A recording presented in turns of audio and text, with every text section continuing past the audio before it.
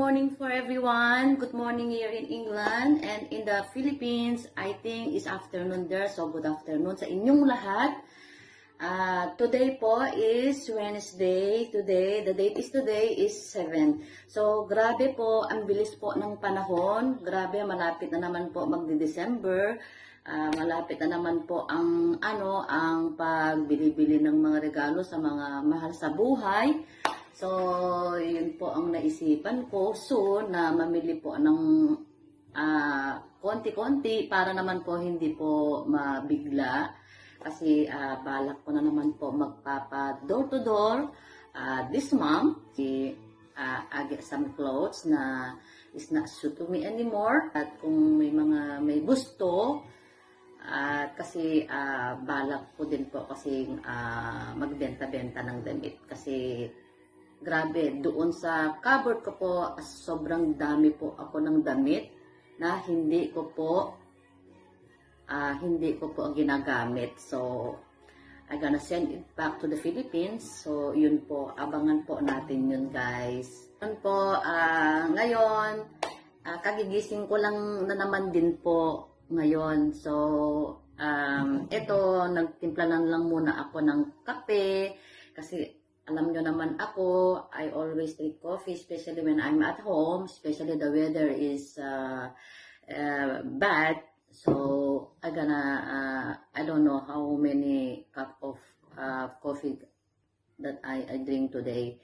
So, pampalipas oras na lang din po kasi I'm just staying here at home naman po for full day. So, I don't know what's my plan yet, but my best friend is working today. So, I think, tomorrow, we already, we're going somewhere tomorrow with my best friend. Banding po namin yung dalawa kasi, na-miss din namin yung isa't isa. Lagi naman din po kami nakikita ngayon. Before po, when, the virus starting, yan, hindi po kami masyadong nakita-kita dahil nga po bawal at mahirap na, baka po kami ma-report at ma-deport. Yun naman ma-deport, mahirap na yung ma-deport eh. Kasi bawal po dito, especially when the neighbors see you that you're going to house, mahirap na po, diba? Kasi isang message lang po ng 999 yan eh, mahirap na, baka biglang may kumatok sa bahay namin o bahay niya, kaya avoid lang muna namin yung magkita sa bahay namin. Para lipstick po, I need to ask to the shop that yung hindi pa matatanggal sa lips mo, meron po pala yung hindi siya nabubura. Ang sarap ng pakiramdam, parang at umiinom ka, kumakain ka, ang ganda po niya. Ayan. Nababasa ko lang dito is yung Rimmel London. Kape po tayo, guys. Ito, kakape po ako. Hindi pa naubos yung kape ko. Kanina pa to. Hindi pa ako nag-bread. So, magbe-bread po ako mamaya. Ayan, guys. Nakadress po ako ngayon. Ayan.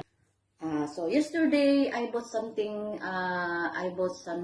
for myself naman. Ito naman is for myself. I gonna show you something, guys. Ako naman, hindi naman po mahilig po magkore-koretete sa sarili ko. I'm just a simple human lang naman po, lipstick,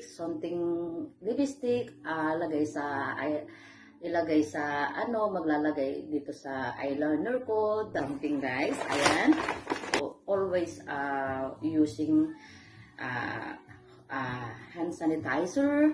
Hygiene, this is very, very important, guys. Wherever you go, we always bring with you this one. Especially when you're eating the food, you need to wash your hands and put this one all the time. Okay, guys. And I give one to my son too. That one, guys. Because I always wearing that kind of eyelashes.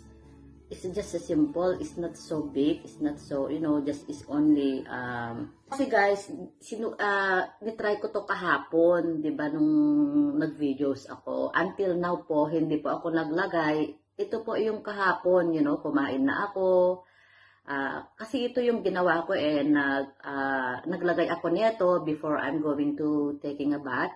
And I just observe kasi sabi ng babae, because galing kasi ako ng a boss, and then I asked them, I want something or lipstick that, is not, because it's not easy to remove. I want to stick there till the next day, or 48 hours, and then I have something to recommend you, ganun yung babae, kaya ito binigay niya sa akin.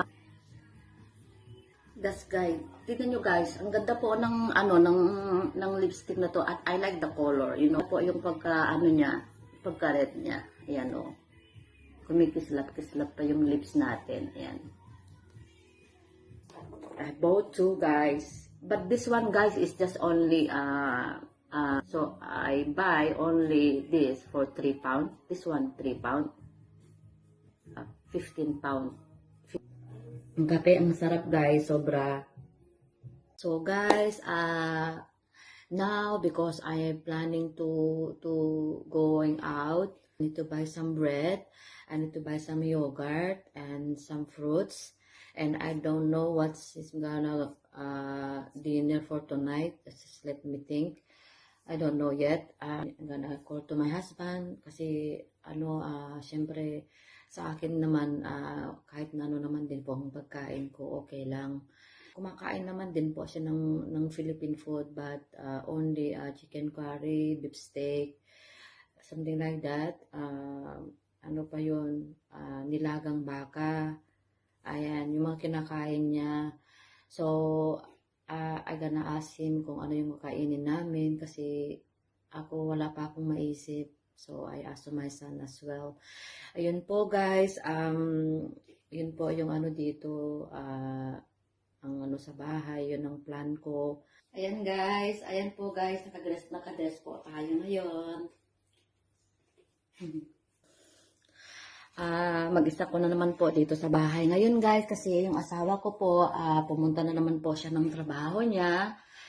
And ang anak ko po, bali po sinama niya po yung anak ko, yun. So, dahil po yung work po ng anak ko is naapektuhan din, parehas din po kasi kami na kung saan nagtrabaho ngayon.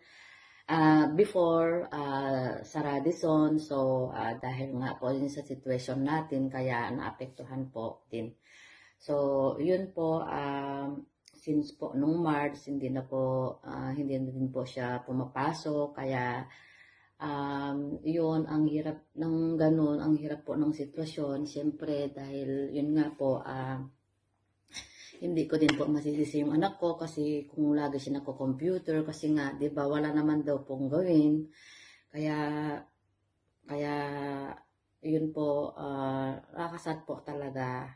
Pero wala po rin tayong magagawa, kundi ang gawin na lang po natin lahat is just keep praying to God na sana po maging okay na din po ang lahat at bumalik na po lahat ito sa dati. Kasi especially rin nasa Pilipinas din, ang hirap din ng sitwasyon, ng trabaho, ayun.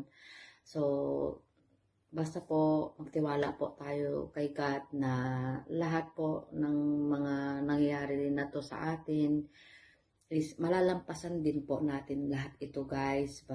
Kasi ito guys, 15 pounds ito, then I bought only 5 pound na lang kasi nag-sale po siya. So, yan po yung ito yung lipstick ko. Kaya lang kasi guys, I don't know because it look like pink color for me. This look like pink color for me. Look. One more thing that I bought yesterday, guys, is this one, guys. Because it's a cheap, very cheap. Now, it's only 1.50. Is doon pa yung price niya. Hindi ko pa pala tinatanggal. Ayan. Marami po akong ganito. Bigay po nung kapatid ko at ng ate ko na nasa Cyprus. Ayun, sa Macau ngayon, binigyan nila ako. Ayan, hindi pa naman po yun masyadong nagagamit nga dahil hindi naman po ako masyadong maano sa mukha ko. Pero sabi ko sarili ko, sayang din kung hindi ko gamitin. Kaya, ayan, ginamit ko na din medyo. Meron pa nga hindi pa nga halata naglagay ako dito. Kape tayo. Kung ano yung wag lang sanang lumayo na kung malayo-malayo kasi hindi ko din po makaya na hindi ko din po makaya na hindi ko makita yung best friend ko. Since kasi nung nag-arrive ako dito sa England, siya na po yung best friend ko talaga. Malapit lang din po siya, si Janice Roberts. Dito lang po sa Timberley. Very nice area po yung yung place niya din. Like here, maganda po din yung area namin dito kasi yung mga tao din dito, very kind, very ano sila, very friendly.